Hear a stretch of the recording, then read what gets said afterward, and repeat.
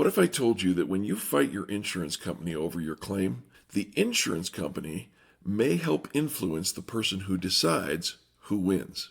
Because that's exactly why critics are sounding the alarm over proposed insurance rule in Texas right now. And before you think this has nothing to do with you, understand this.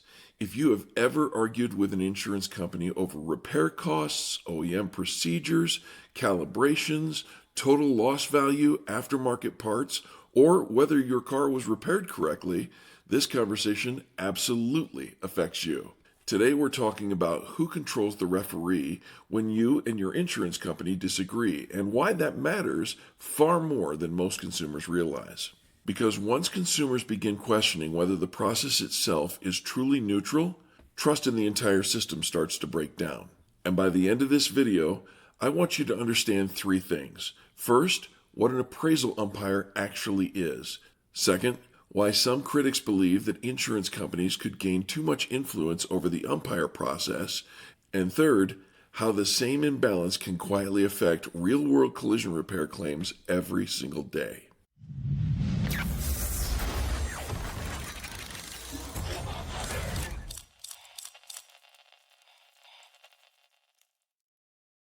Hey everybody, welcome to another Saturday edition of the Airing of Grievances. My name is Eric Reamer and I'm from Nylund's Collision Center in Inglewood, Colorado. Every week we talk about collision repair, vehicle safety, insurance practices, and the things that consumers are often not told after an accident. And today's topic may sound technical on the surface. Appraisal clauses, umpires, policy language, proposed insurance rules. Most people hear those words and immediately assume this is something that only lawyers or insurance companies should care about. But underneath all of that language is a very simple question. When you and your insurance company disagree, who controls the process that decides who's right? Because if one side has structural influence over the process itself, that matters. And if you think that sounds dramatic, stay with me, because once we walk through how these disputes actually work, you may start looking at insurance claims very differently. Let's simplify this entire conversation. Many insurance policies contain something called an appraisal clause. Most consumers don't even know it exists until there's already a serious disagreement involving their claim. The appraisal process is typically used when there's a disagreement over the amount of a loss. That disagreement might involve total repair costs, total loss value, OEM procedures, replacement parts, calibrations, or whether certain operations are even necessary at all. Here's the basic idea. The policyholder chooses an appraiser. The insurance company chooses an appraiser. Those two appraisers attempt to resolve the disagreement. If they can't agree, an umpire may become involved. Think of the umpire as the referee. And once you understand all that, the obvious question becomes, who chooses the referee?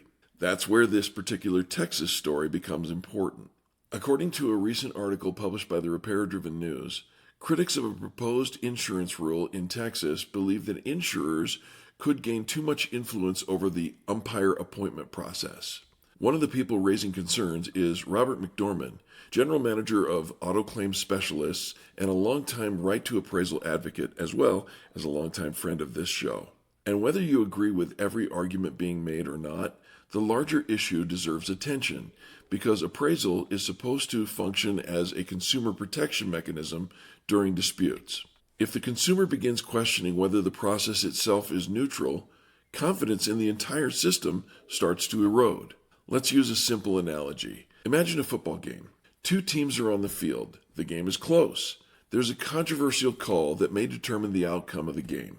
Now, imagine that one team gets influence over selecting the referee. Kansas City Chiefs. Just saying. Maybe nobody's openly cheating. Maybe everyone involved insists that the process is fair. Tom Brady. But fans will still ask questions. Why? Because people instinctively understand that referees matter. That is the emotional center of this particular issue. Consumers don't need to understand every line of insurance law to understand fairness. If one side participates in the system constantly, while the other side enters the system scared, stressed, and inexperienced, people naturally begin wondering whether the process favors the repeat player. And that concern becomes much more important once real money real safety concerns, and real repair decisions are involved. Insurance companies are repeat players. They handle claims every single day. They understand policy language. They understand timelines and dispute mechanisms. They understand how long the average consumer is likely to continue pushing back before exhaustion sets in. The average consumer is not a repeat player. The average consumer is trying to survive one stressful situation. They're trying to get to work. They're trying to figure out transportation. They're trying to determine whether their car is safe. They're trying to understand why one estimate says one thing while another estimate says something completely different. That imbalance matters. A system can technically exist to protect consumers while still feeling extremely difficult for consumers to navigate. And this is one of the biggest mistakes that people make when discussing insurance claims. They assume that because a process exists, the process automatically feels fair and accessible to the consumer. Those are not always the same thing. Now, let's connect this directly to collision repair. A vehicle arrives at a collision repair facility after an accident. The shop begins documenting the damage. The technicians review OEM repair procedures. Additional damage is discovered during the disassembly. The shop may identify structural damage, sensor damage, wiring damage, bracket damage, or required calibrations that were not visible during the initial estimate. Then the insurance company writes its own estimate. Sometimes those estimates are dramatically different. You could take a look at some of our recent videos to describe some of those. Consumers often look at the two estimates and they say, how can this be possible? Aren't they both looking at the same car? That's a completely fair question. And sometimes the answer is simple. The repair facility may be writing based on manufacturer procedures and complete repair requirements.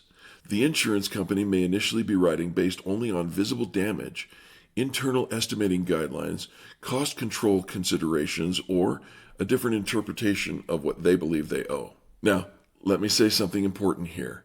An insurer's initial estimate is often not the final repair plan. That distinction matters, but problems begin when necessary operations are challenged or delayed, reduced, or denied. And this is where consumers often become trapped in the middle. Let's talk about a few examples that consumers actually encounter. Suppose a vehicle requires ADAS calibrations after a collision. Maybe the car has lane departure warning, adaptive cruise control, blind spot monitoring, or forward collision mitigation systems. The repair facility says that the manufacturer requires calibrations after repairs are completed. The insurance company questions whether those calibrations are necessary. Now the consumer is stuck in the middle. The consumer probably doesn't understand radar systems. They probably don't understand calibration targets. They probably do not understand OEM procedures. They just know one thing. They want their vehicle repaired safely. Here's another example. A shop determines that a damaged quarter panel should be replaced according to the OEM sectioning procedures. The insurer believes that the panel can be repaired instead. We actually did a series of videos on this very topic. Now the consumer has two professionals disagreeing about how the vehicle should be repaired. And that's exactly where the confidence in this dispute process becomes critically important. Because consumers are not collision repair engineers. They're not structural repair experts. They're trying to make informed decisions during one of the most stressful situations they have experienced in years. Now, here's something many people don't fully appreciate.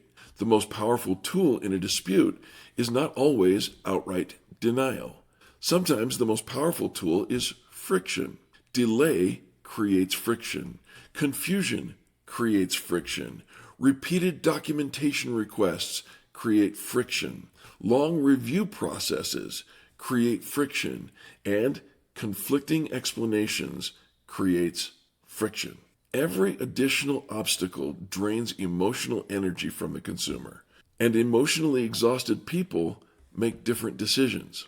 A person who feels calm and informed may continue asking questions. A person who feels overwhelmed may simply say, "Fine, just get this over with." That's where consumers can lose ground. Not necessarily because they were wrong or because someone openly acted in bad faith, but because the system itself became exhausting. And that is why structure matters. A consumer should not need to become an insurance expert just to understand how their claim works. They should not need to understand every policy nuance, every procedural mechanism, and every dispute strategy simply to avoid being disadvantaged. And that's why these appraisal and umpire discussions matter way beyond Texas. Now, some viewers may still be thinking, okay, Eric, but this is happening in Texas. Why should I care? Because the larger principle applies everywhere. The larger issue is whether consumers feel confident that dispute resolution systems are genuinely independent. That concern extends far beyond one state. And remember, many of these same structural issues show up repeatedly throughout the insurance and collision repair ecosystems. Consumers often assume that the estimate is objective, the process is neutral, the referee is independent, and that the system automatically protects them. But systems are shaped by incentives. Insurance companies influence estimating systems. Insurance companies influence reimbursement expectations. Insurance companies participate heavily in policy interpretation and claims processes. Again, that does not automatically mean corruption, but it absolutely means that consumers should understand how these systems function before they find themselves trapped inside one. Robert McDormand's concern, as reported by Repair Driven News, is not simply that the appraisal exists. In fact, he's advocated for appraisal rights for years. The concern is specifically about how umpires may be selected and whether the insurers can gain too much influence over that process. According to the article, McDormand believes that the insured, not the insurer, should determine which umpire selection method is used during the dispute. He also raises concerns regarding transparency when vendors involved in appointing umpires may have financial relationships with insurers. That matters because financial relationships create incentives. And when consumers learn that entities involved in selecting the referee may have financial connections to one side of the dispute, they naturally begin asking questions about neutrality. That doesn't make every outcome invalid, but transparency matters. Consumers deserve to understand who participates in the process, who compensates whom, and how those relationships actually operate. Because if someone helping select the referee is financially connected to one of the teams on the field, consumers deserve to know that before the game begins. So, what should consumers take away from all of this? First, understand your policy before you need it. The worst time to discover how your coverage works is after the accident has already happened. Second, ask whether your policy includes an appraisal clause. Third, when disagreements arise, ask for explanations in writing whenever possible, not just over the phone. Fourth, if a repair procedure is being disputed, ask whether OEM documentation supports the operation. That doesn't instantly resolve disagreements, but it helps anchor the conversation in evidence instead of opinion. Fifth, choose a repair facility that is willing to explain the repair process clearly, document damage thoroughly, and advocate for proper repair procedures.